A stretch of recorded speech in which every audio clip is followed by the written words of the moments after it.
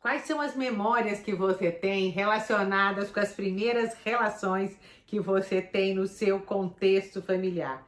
Você sabe que a qualidade de contato que você estabelece nas fronteiras entre você e o outro podem gerar neuroses e até sociopatias?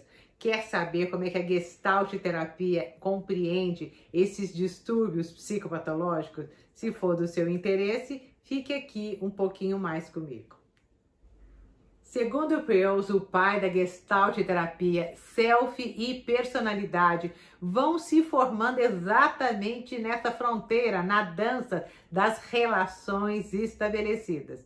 Então, se de repente você teve pais absolutamente autoritários que te dominaram sem deixar você exercer a sua liberdade, ou se por outro lado foram extremamente negligentes, deixando com que você assumisse o controle das relações estabelecidas entre vocês, provavelmente você vai desenvolvendo uma imagem distorcida do seu self. E nessa briga entre dominador e dominado, no extremo dessas atitudes, você vai constituindo provavelmente seus distúrbios psicopatológicos. O medo de ser dominado por ter tido pais muito autoritários ou de ser frustrado porque teve pais muito permissivos faz com que a criança vai desenvolvendo uma necessidade de ser o dominador, mesmo que para isso venha a desenvolver uma sociopatia.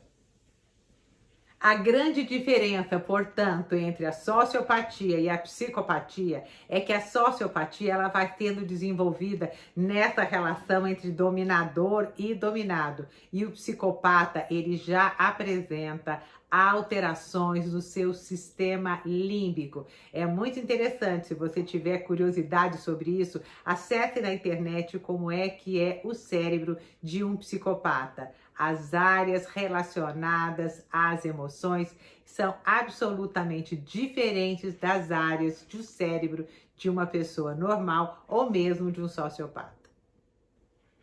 Outra diferença também entre a sociopatia e a psicopatia é que, embora os dois estejam dentro do mesmo espectro, que é da personalidade antissocial, e quando eu falo espectro, eu estou falando de graus, de intensidade também, eles são diferentes exatamente em função do sistema límbico. O sociopata, ele é mais impulsivo, ele é mais irracional.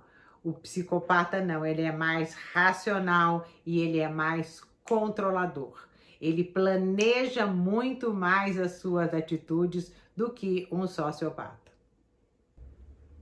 Embora a sociopatia e a psicopatia fazem parte do mesmo espectro de personalidade antissocial, em função dessa alteração no sistema límbico, no sistema das emoções, o psicopata não tem remorso, o psicopata não tem culpa e ele tem também a memória relativamente prejudicada.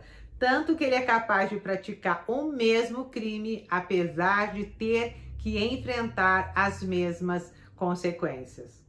O sociopata não. Em alguns momentos ele pode até se sentir envergonhado, se sentir culpa e pode repetir 2 ou 3 vezes, mas a tendência, dependendo do espectro, é ir diminuindo essas atitudes antissociais. E é claro também que tudo isso depende de um tratamento medicamentoso e psicoterapêutico.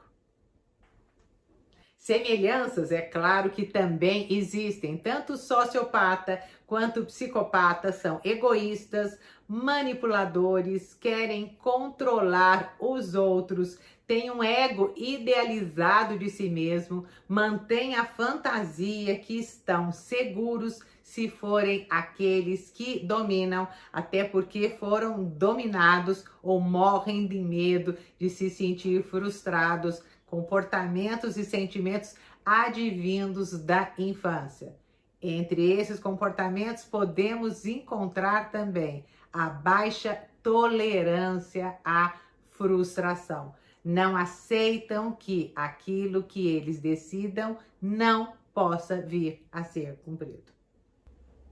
Vocês acham que psicopata procura terapia? Não, não procura. Alguns sociopatas, dependendo do espectro e muitas vezes encaminhados pelo contexto familiar.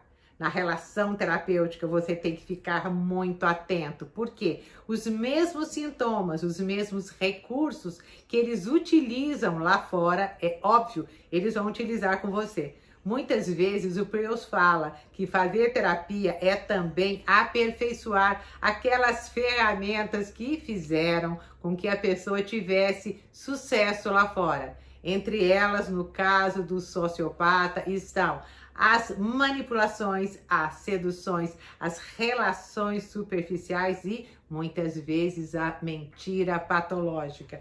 Então você aí, terapeuta, você aí que se habilita a entrar nesse mundo, é preciso que você estude, estude e estude, para que você invista com profundidade nesse tipo de conhecimento, porque senão você vai ser iludida e manipulado por eles também.